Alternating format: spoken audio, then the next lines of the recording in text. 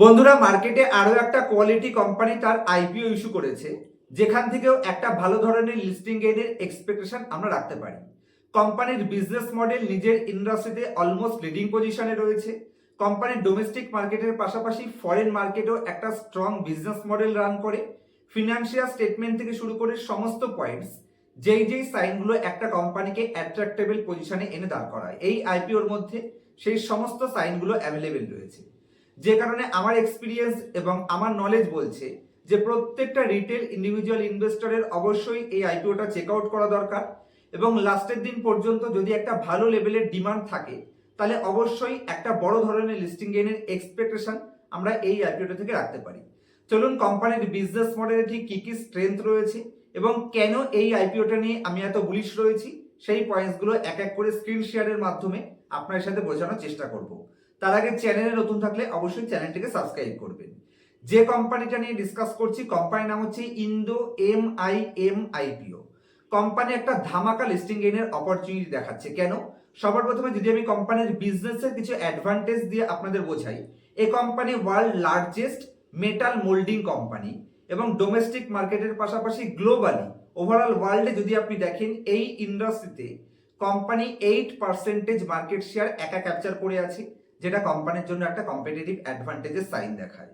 এবং লাস্ট 6 বছর ধরে কোম্পানি নিজের বিজনেসে কন্টিনিউয়াসলি কম্পিটিটিভ অ্যাডভান্টেজকে গেইন করছে। 15খানা ম্যানুফ্যাকচারিং ইউনিটস বর্তমানে কোম্পানির কাছে রয়েছে, যার মধ্যে ডোমেস্টিক মানে ইন্ডিয়াতে রয়েছে 6টা manufacturing unit, USA United State আমেরিকাতে রয়েছে 6খানা ম্যানুফ্যাকচারিং ইউনিট এবং ইউকেতে রয়েছে 2টো ম্যানুফ্যাকচারিং ইউনিট। তার সাথে মেক্সিকোতে কোম্পানির একটা ম্যানুফ্যাকচারিং ইউনিট রয়েছে। তো ডাইভার্সিফাই প্রোডাক্ট পোর্টফোলিও রয়েছে এবং তার সাথে সাথে একটা ক্লায়েন্টের কাছ থেকে 25%-এর বেশি এক্সপোজারও রাখে না। মানে ডাইভার্সিফিকেশনের সাথে সাথে কোম্পানির স্টেবিলিটিও প্রোভাইড করছে। ইউজ ইন্ডাস্ট্রির কথা বলতে গেলে এই কোম্পানির প্রোডাক্ট কোন কোন ইন্ডাস্ট্রিতে ইউজ হয়, সবগুলোই একটা হাই ডিমান্ডেবল ইন্ডাস্ট্রি। যেরকম ধরতে পারেন অটোমোবাইল ইন্ডাস্ট্রি, মানে 4 হুইলার 2 হুইলার এই টাইপের গাড়ি প্রোডাকশনে এই কোম্পানির প্রোডাক্টের প্রয়োজন হয়।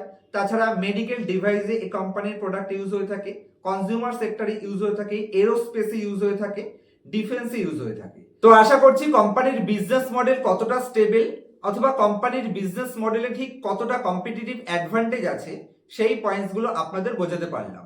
চলুন এবার কোম্পানির ফিনান্সিয়াল স্টেটমেন্ট কি পজিশনে রয়েছে, কোম্পানি কিরকম ভ্যালুয়েশন মার্কেটে ডিমান্ড করছে এবং তার সাথে এই আইপিওটার কিছু বেসিক ইনফরমেশন, যেগুলো যে কোনো আইপিওতে অ্যাপ্লাই করার আগে বিগিনার ইনভেস্টর হিসেবে প্রত্যেকের জানা উচিত, সেই পয়েন্টসগুলো এক এক করে স্ক্রিন শেয়ারের মাধ্যমে আপনাদের বুঝিয়ে দেওয়ার চেষ্টা করছি।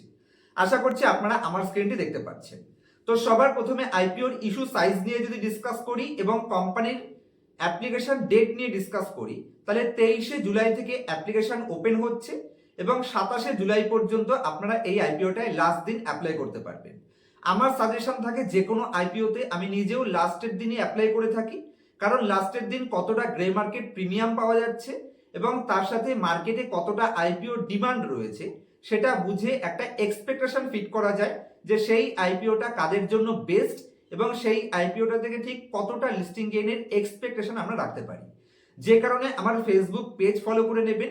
যে কোনো কোয়ালিটি আইপিও গুলো যেখান থেকে বড় লিস্টিং গেইনের অপরচুনিটি থাকে, সেই আইপিও গুলো আমি নিজে অ্যাপ্লাই যেগুলোতে করি, আমার ফাইনাল ওপিনিয়ন এবং আপনাদের ডিসিশন মেকিং এ হেল্প করার জন্য ফেসবুক পেজে 12টা থেকে 1টার মধ্যে আমি আমার ওপিনিয়ন আপনার সাথে শেয়ার করি। অবশ্যই ফেসবুক পেজ ফলো করে নেবেন, ডেসক্রিপশনে লিংক পেয়ে যাবেন। আইপিওর যদি আমি ইস্যু সাইজ নিয়ে ডিসকাস করি, একটা মিড রেঞ্জের ইস্যু সাইজ রয়েছে 3,811 কোটি। তো সেই হিসেবে অবশ্যই আমার মনে হয় আইপিওটা চেক আউট করা যেতে পারে। আর যদি আমি রিটেলে অ্যাপ্লাই করছি, সেক্ষেত্রে 14,550 টাকা ব্লক অ্যামাউন্ট থাকছে।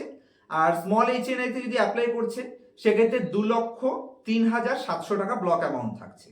এখনো পর্যন্ত কোম্পানিতে যা ডাটা রয়েছে, মনে হচ্ছে হয়তো আমি সমস্ত ফ্যামিলি মেম্বারের নাম থেকে এবং আমার অ্যাকাউন্ট থেকে এই আইপিওটাতে হয়তো খুব সম্ভবত HNI তেই অ্যাপ্লাই করব। আমার ফাইনাল ওপিনিয়ন অবশ্যই ফেসবুকে পেয়ে যাবেন। যদি আমি কোম্পানির ফিনান্সিয়াল স্টেটমেন্ট নিয়ে ডিসকাস করি, যেখানে কোম্পানির অ্যাসেট মোটামুটি একটা ভালো লেভেলে গ্রোথ করেছে, 3,757 কোটি থেকে গ্রোথ করে 4,857 কোটি। কোম্পানির টোটাল ইনকাম 2,900 কোটি থেকে 4,320 কোটি। কোম্পানির প্যাট মানে প্রফিট আফটার ট্যাক্স 283 কোটি থেকে গ্রোথ করে ডবলের আশেপাশে গিয়ে 533 কোটিতে পৌঁছে গেছে। সমস্ত দিক থেকে কোম্পানি এখানে পজিটিভ সাইন দেখাচ্ছে তার ফিনান্সিয়াল স্টেটমেন্ট হিসেবে। এবং যদি আমি যে হিসেবে কোম্পানি তার ফিনান্সিয়াল স্টেটমেন্টগুলো শো করেছে সেই হিসেবে কোম্পানির কিছু রেশিও বের করি, তাহলে রিটার্ন অন ইকুইটি মার্চ 31, 2026-এ 21% আশেপাশে দেখাচ্ছে, 21.26%। তার মানে একটা ভালো লেভেলের কোয়ালিটি রিটার্ন অন ইকুইটি সাইন কোম্পানি দেখাচ্ছে। আর 26.6% ধরতে পারেন অ্যাভারেজ 27%-এর আশেপাশে খুবই হাই কোয়ালিটি আরওসি এবং আরওই কোম্পানি এখানে দেখতে পাচ্ছি। ডেট টু ইকুইটি 0.57 থেকে রিডিউস করে 0.39-এ নিয়ে এসছে, যেটা পজিটিভ সাইন যে কোনো কোম্পানির জন্য। কোম্পানি তার ডেটকে রিডিউস করছে, তার সাথে সাথে কোম্পানি তার আরওসি আরওইকেও ইমপ্রুভ করছে, এটা একটা পজিটিভ সাইন প্রোভাইড করে। কোম্পানি 44-এর পিই রেশিওতে মার্কেটে আইপিওটাকে ইস্যু করছে।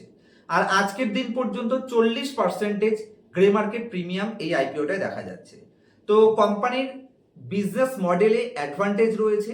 Globally market leading company, 8% globally market share company capture করে আছে।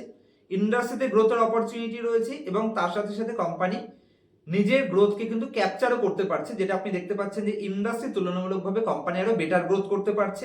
কোম্পানির আরওসি ইমপ্রুভ হচ্ছে, কোম্পানির রিটার্ন অন ক্যাপিটাল এমপ্লয়েড এবং রিটার্ন অন ইকুইটি আরওসি এবং আরওই দুটোকেই ইমপ্রুভ করছে, তার সাথে ডেট টু ইকুইটিকেও রিডিউস করছে।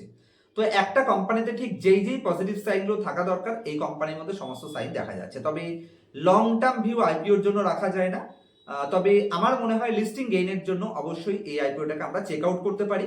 তবে কোনো ধরনের অ্যাডভাইস হিসেবে নেবেন না, আপনার ফিনান্সিয়াল অ্যাডভাইজারের সাথে কনসাল্ট করে তারপরে ফাইনাল ডিসিশন নেবেন। তবে আমার এক্সপিরিয়েন্স এবং নলেজ বলছে যে এই আইপিওটা থেকে একটা ডিসেন্ট কোয়ালিটি লেভেলের রিটার্ন আমরা এক্সপেকটেশন রাখতে পারি।